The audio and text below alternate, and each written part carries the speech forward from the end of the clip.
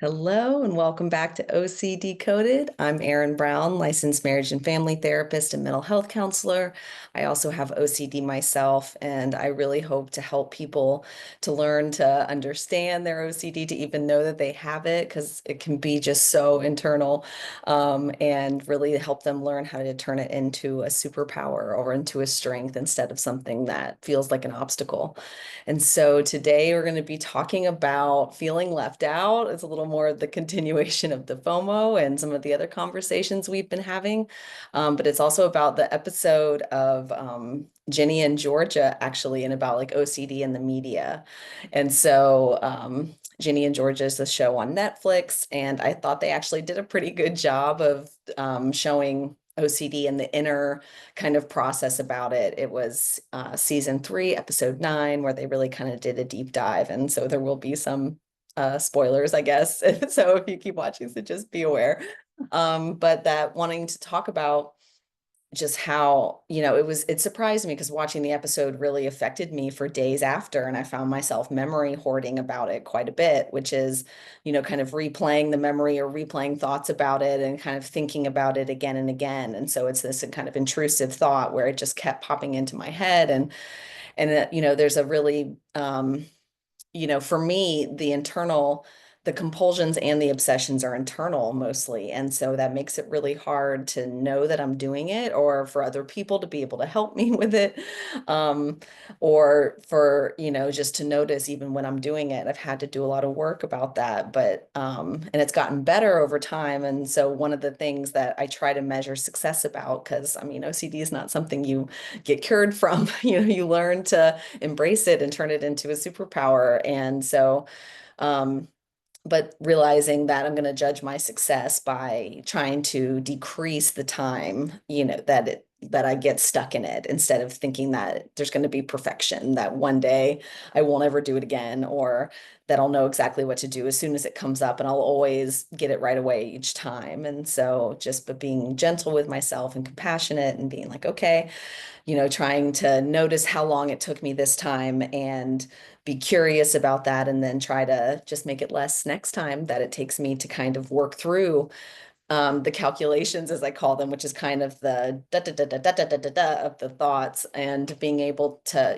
just that I have the internal obsession or intrusive thought, about the show and the feeling about it for me too. And I think that that gets not talked about as much, where like the thoughts are a big part of intrusiveness, but you can also have intrusive feelings and intrusive memories. And that's where OCD and PTSD can overlap a lot, and that can be difficult too. But it's so good to think about even feelings as flashbacks in a way, or echoes, or even feelings as intrusive feelings. And I think specifically with shame, it's such a big one with OCD. And so you have this, like, what if you could look at or think of your shame as a flashback of that feeling? But one of the reasons with this episode, why I was really struggling with it, was because they showed really well how people with OCD, the trying to attend to all the different thoughts, and just how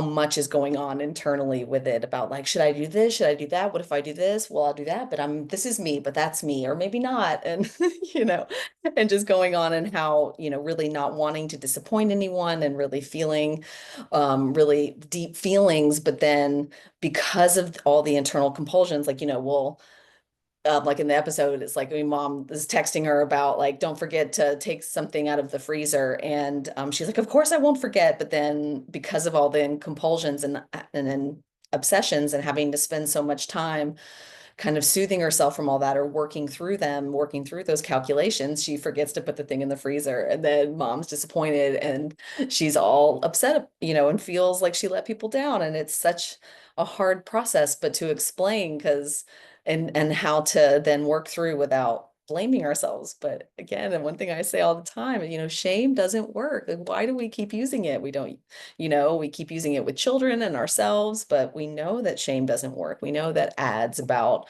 don't do this because it'll be bad for you does not tend to dissuade people from doing the thing or stop people from doing the thing. And so, but that like positive reinforcement works. And so I think of trying to how to use that with myself. But you know, then, in these episodes of Ginny and Georgia with the character Maxine, one part of it, and I talked about this a little bit last week with Joanne too, but just about my experiences with feeling left out and or feeling like people are mad at me. And another way that that gets expressed is by feeling left out, or like everyone's hanging out without me, and they're like, again, that's one of those things where that can be a common feeling to have, but with OCD, it really just takes a hold on you. And what I found so hard and what hit me with the episode was it's like the harder you try, the worse it seems to get. And that powerless feeling of wanting to try to work through this. But then when you do try to do something, it just seems to make it worse, which then makes you just want to keep it more internal and more internal. And so, it's like her friends start hanging out without her because they don't want to hurt her feelings, or they don't want to, they ended up sharing something together, and then they're like, oh, we don't want her to feel left out, so let's just not tell her about it. But then the not telling her about it makes her feel more left out. And then they don't want to include her in things because they're like, oh, she's going to make a big deal about it. But then, all of those things make her feel left out. But then when she tries to say something about it and say, my feelings are hurt, I'm feeling left out, then that's just her making a big deal about it still. And it kind of pushes them away further, where they're like, gosh, you're making it all about you. And, um, they're all going through their own stuff too, which is valid. But then how do you address those things when it's, you want to tell someone your feelings are hurt, but telling them that usually makes the other person defensive or overcompensate or try to protect you by then not telling you certain things, or however, other ways they try to protect your feelings. And it just really made me kind of go back to that place in middle school feeling that way, but even also in my current life about feeling left out in certain situations, and knowing that. And like, as as time has gone on, it's more and more like plans aren't made too far ahead of time. It's like you have to wait until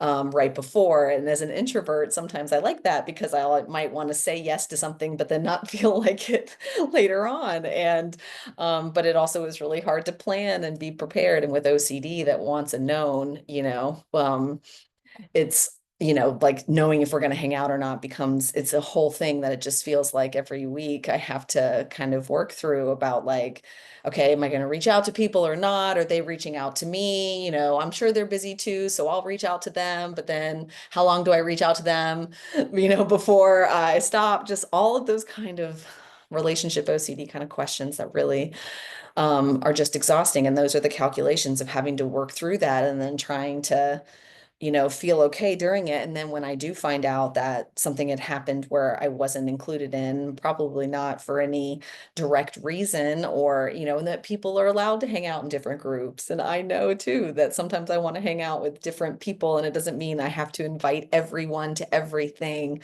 But it's just such a hard feeling, that working through that rejection feeling of feeling left out and having to remind myself that just because I feel rejected doesn't mean I am rejected. And then how to not reject myself in the process. And that comes to be a practice that's so important with this, is that then by staying in the fear and the doubt and the calculations, I'm rejecting myself as well. Or when I say stuff like, oh, I shouldn't have done that, or oh, I can't believe this, and beat myself up for these things that I couldn't have known, or, can I give myself compassion that I tried my best, that I did the best I could with the information I had at the time. It's something that's so easy to say, but hard to practice, or like easy to say to others, but really hard to practice too. And so I found that I really needed to practice honoring my emotion and just saying like, okay, I feel left out. Like that's valid, and how we were talking about last week, instead of like, oh, you're feeling left out, but it's fine because they probably are just busy and it's fine, but just, it hurts to feel left out because the fears of rejection, or the fears of abandonment, or the fears of being not enough, and just feeling not enough doesn't mean that I'm not enough. And then I can, kind of spend that moment with myself and breathe through and honor that feeling, and first kind of work to to not abandon myself, to not be mad at myself about the thing, to not add that on top of all the other things that I'm already trying to deal with. And that's one of those common tips too about with OCD is just waiting 10 minutes before doing something. Like if, can you sit in that unknown for a little while before you like immediately text the person like, hey, we need to talk or whatever it is, can you wait 10 minutes? And if you still feel like you want to do it, you can do it and give yourself some grace and compassion that you are doing the best you can with the information you have right now. And so you're going to like take action and then pause and breathe, take action and give yourself compassion along the way. So those are some of the thoughts for today. And I hope that that was helpful. Please let me know any of your thoughts or anything else you want to know more about. And I look forward to talking to you more next week. Thank you. Have a good one.